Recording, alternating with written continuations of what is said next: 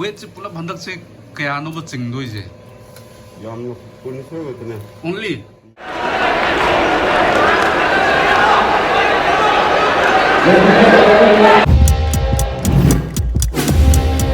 Good evening, mayam. Good evening, good afternoon. Yengbirabi matung ina ko. Kurumjari. So ngasidi akoi inaw singi manaktu lamane. So inaw chungreng gi yumda ju zik lakjaram bane ngasi tawjena. So magi ju keno khara lorpa energy drink adagi protein bar ju khar lawjare ko. Ju si je pura bane ba get turet ka adagi akoi protein bar si je ko. So ngarang ju khar lagi reload ka di leibne. So aduni hore wai mai ju yen na putpo gumba khar tawrani and chungre kamaina mayam nangi war male hinauze khotse na ko basi kilometer kya onse lage Sidi yang kilometer terang. ang di puni thoya ba nang chili to nang si sai ji kai no ba yum tin yin ya to Iya. Kurung ne. porom lo Kurung kang wa. porom na de do ba ino nga ji yam pam zoi ba phasu pa bra Pagi yang kaya. si ji ro porom Kurung ne. ayai ba le ma za rau ra sak ki thoi dong na khamu dra ju ko Kurung ne sina. ayai ba Ahina kurung me ba. porom me Kalau de palian de kurung. the praja gi ju kitang tokje hai tana in amtang ilang badi hai na sanari ni praja Ini dah mi orang ni sau mi kan. do weight se pula bandak se kaya no ba chingdoi je Yang kunci betul. only yam lai na ai beta Ai betul mulai ai wani cing dua ni kan. ado pere pere hai re je mayam ju ubira mane sang je ko ado aziki awa ba je hek loi ga pu bu ga tangai doi na tra Mana? Kubu dia lah ni cing. pai luri sang pi mu su je the weight low bun mi to zai pa na cover to zara ko ma ngam ko duga adui matung na kyam cha ge ulak ke ko sa hing ja ba sa do na ma to kolak to je tin mi to so aduni ma ju zik rest sam daga tare adu yen khara put kri yen nu mu torga ma full rest over ne ju recovery gi hayeng ju at least 15-20 km um chi lu doi ne ba Ini saya cing. kan kun ne la ne Kulum ni. aura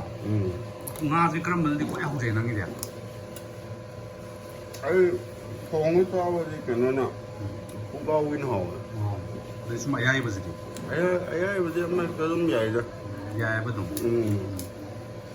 moro me pam tor ga du na ji moro me pa ga sa khan ni du kai gi lo ba ha Asyik muruk nam ni kumung dia. moro sa de phak ta doi ni nang gi di Tadi ni. wa Kau mo tahu ya pun tu. am gen sok to na Ken mengumur kau. atum ma sa bu di atum ma sa nen pa ba moro sa bu na na ngai ni ja Oh. so far edu di mayam se samlap pani ko mayam haipetang mayam curious or video ko mai tor ge ko hero ji adu na namna ba no mu gi update hai tare ma sam do jo ko pizza ge na inau ji so adu ni da mayam sabiya de ko sidi ro in lak pani hawa bu do yam kan hinjal ju ni taning oi wa ngam ju ngam dre ko ma de ade samuk thong i do re ge tore cha energy boom aduni paisa kai chali kai changi ai je si ayai ba ha adagi protein bar adagi yen ayai ba fruits shu doi ni si akoi Bruce Lee gi keno lai re yen na chamba ma gi ji sari sarang ni tv ro da na pa da ye kiste yaman gi do mali da mai je dia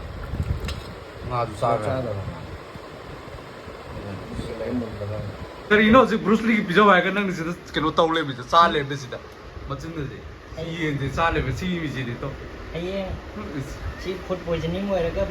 makong handar adi. ado nang handshake to dero Taste of bisa di badai. Kasi ka adagi inaw koi hantak ta gold medal fang yu do kickboxing da India ki gold medal fang raha kickboxing sida mazu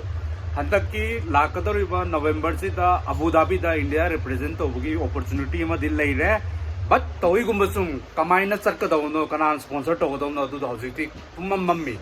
ꯀꯃꯥꯏꯅ ꯇꯧꯒꯗꯕꯅꯣ ꯈꯪꯕꯤꯕ ꯌꯥꯎꯇꯥꯔꯗꯤ ꯍꯥꯏꯐꯦꯠ ꯑꯝꯇꯪ ꯀꯃꯦꯟ ꯇꯧꯕꯤꯔꯣ sponsor ꯇꯧꯅꯤꯡꯕ ꯀꯥꯡꯕꯨ ꯌꯥꯎꯕꯤ ꯇꯥꯔꯁꯨ please come forward and support ꯇꯧꯕꯤꯌꯨ ꯏꯅꯥꯎꯁꯦ ꯑꯃꯨꯛꯇꯪ ꯉꯥꯏꯈꯣ ꯏꯅꯥꯎꯁꯦ ꯂꯩ ꯍꯥꯏꯈꯤꯕ ꯇꯧꯕꯒꯨꯝ ꯍꯧꯖꯤꯛ ꯑꯩꯈꯣꯏ ꯅꯥꯛꯁꯤꯗ ꯁꯅꯥꯅ ꯁꯥꯕ ꯃꯦꯗꯜ ꯑꯃ ꯂꯩꯔꯦ ꯃꯁꯤ ꯑꯩꯒꯤꯗꯤ ꯅꯠꯆꯗꯦ ꯑꯩꯈꯣꯏ ꯏꯅꯥꯎ ꯅꯍꯥꯟ ꯑꯩꯅ ꯍꯥꯏꯕꯗꯣ ꯂꯥꯏꯐꯇꯒ ꯌꯥꯎꯕ ꯚꯨꯄꯦꯟ ꯃꯨꯇꯨꯝꯑꯅ ꯍꯥꯏꯔꯤꯗꯣ ꯃꯥꯒꯤꯅꯦꯁꯦ ꯍꯟꯗꯛ ꯌꯥꯝ ꯐꯖꯈ꯭ꯔꯕ ꯃꯦꯗꯜ ꯑꯃ ꯂꯥꯛꯑꯦ छत्तीसगढ़ꯗ ꯁꯤꯟꯈꯤꯕꯅꯤ ꯋꯥꯀꯣ ꯏꯟꯗꯤꯌꯥꯅ ꯀꯤꯛ ꯕꯣꯛꯁꯤꯡ ꯑꯦꯁꯣꯁꯤꯌꯦꯁꯟ ꯑꯣꯐ ꯏꯟꯗꯤꯌꯥ ꯍꯥꯏꯁꯤꯅ ꯁꯤꯟꯕꯅꯤꯀꯣ ꯋꯥꯀꯣ ꯍꯥꯏꯗꯤ ꯋꯥꯔꯜꯒꯤ ꯃꯣꯏ ꯑꯦꯁꯣꯁꯤꯌꯦꯁꯟꯅꯤꯀꯣ ꯁꯣ ꯃꯥ ꯍꯟꯗꯛ ꯑꯕꯨ ꯙꯥꯕꯤꯒꯤꯁꯨ क्वालिफाई हो रहे हैं कोई नाकते नहीं ले जे सी ले रहे भूपेन आई एम तो सलो दना आई मैम नंग कराई देनो करी देनो हाय पतंग हारो दना कई साना बा कोना बा ना आई से पलेन दे ने आई की बॉक्सिंग हंदक का नेशनल अहुम सुरे सानाई से एकदम 2021 22 अदुगा 23 24 से गेप ले गांदा मु साना अदुम ममांग सो अदुम ममांग अहानबदना -60 के वन दे अदुदा सिल्वर लावे फाइनल फाइट तो एंगोंदा प्रॉब्लम खर लैयो कोरोना ना वाई तारे अदु याम वागी साना मुखलक सही दा मु -67 के वन साना अदुगा गोल लावे अदु सही एनी गेप लै बाइसे तो मई ट्रेनिंग दी तवे अदु एमएमए प्रैक्टिस तवे एमएमए टूर्नामेंट के अदुम तवे खरा अदुना हैबदि नंग किक बॉक्सिंग दा मेडल अहुम दि लै रे इंडिया की दा नत्रा मेडल अहुम लै रे एंड मधुगा होनबो इना एमएमए जु तोरे एमएमए दु हंदक सही दा मा एमेच्योर दा अनिरक लौगरे नत्रा कोई न्यूज़ तक जु यावग्रम ने दु मैना जुम थागत चरपने सो हंदक की अबू धाबी नत्रो नंगी जा वर्ल्ड की जा इंडिया रिप्रेजेंट तो दोने बको अदो नुई जे फंडिंग मुंडिंग अमा लाख खोटपदि लैते को लैते को भी टाइम ते लैते सुम क्वालिफाई होय रे हाइबदु खक्ता ने मोइना खंगाली से लैते अदु मदियाम ता याम अदु मोइ से क्वालिफाई होय रे हाइबदो अदु खक्तने मोइना पार्टिसिपेट तोबदि यारे बट अदु चंगदबा खरसा नुसा अदुमबदु कनाना तोबदम हौजिकी खंगरि नत्रा सो खंबिबा लैतादि थैंक यू सो मच आइतारे को अमुक हेना फबतो याम यंग ओइबा ngang नि प्रोस्पेक्ट याम चावरेबो को अमुक हेना नैबो ओइजि एंड हाइनिंग इदि होजिक मा जे क्वालिफाइड होग्र मतम इंडिया रिप्रेजेंट तोदुनि ने इंटरनेशनल इवेंट की सिदा सत्तो जे अबू धाबी हाइदरी यूएई दा दुबई की नेक्स्ट सेकंड सिटी हाइदि यूएई दुबई मनुंग यूएई मनुंग लेना को सो अबू धाबी जिनी कैनोगी हंतक की नवंबर सिदा अदुना खंबीबा लैतादि स्पॉन्सरशिप कुंबा अदुगुंबा लैरदि खंबीबा मी यावबा नत्रगा फेडरेशन की मी खंबीबा लैताजु खितंग कमाइन तौबा यागदगी सी एक्सप्लोर तौनबा हाइफेतंग तामिनजी अदो अखोय मणिपुरदगी मोय तरेल निपाल चपनी नंबर लोइनबा मेडल फंगी अदो गोल क्या नो खोय हंतक फंगिबदो कोई जे जिरी दगी आंगां अहुम मम ले मोइना मु ततामी दे साना ततामी यदि मेट तोय 0.5 किक लाइट लो कंटेक्ट सिंग मुसे अदुम ततामी ददी इवेंट अनि अनि थोबसे अदु जिरी बम आंगां गई इवेंट अनि थो गोल अनि लौ सियावे मोयनी अदु इंडिविजुअल न है मी क्या गोल फंगिबो मी अखोय पुलप लाखो से थोइसना ने नंग ने आई गा थोइसनागा दुगा आंगां अनि अमगा लक्ष्मी आइबा ओमला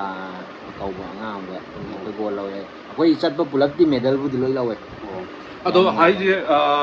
गोल लौरि जे मी मंगा मुक नेबको अदो ख्वाइदेगी अमुक नुक्सीबो वारीमदा हजिक केनो हाइबदो लक्ष्मी हाइबदो हंतक अखोयगी कॉन्फ्लिक्ट वार से द इंटरनली डिस्प्लेस ओइबा फैमिली दो अदु दुनेबा माइजे आइन तागी वारी जे को आई चुम्बे खतंग सोइगिब जे को माय फादर दुसु लैखिद्रेन ताई एंड जेरिबाम लोमदा गी ओइबा दो मयुंग गुमदो मैम डैमेज तोगा डिस्ट्रॉय तोगिबा दु याव मोरेना आई ताजगी को सो माग बेस्ट ऑफ लक अदो मोय अहुम मोय मरी मंगा जिने हंतक चतदो जे दो कमाइन तोक्तनो जु ज्ञान ताद्री एंड खंबी बलै तारे दुम हाइबिरो को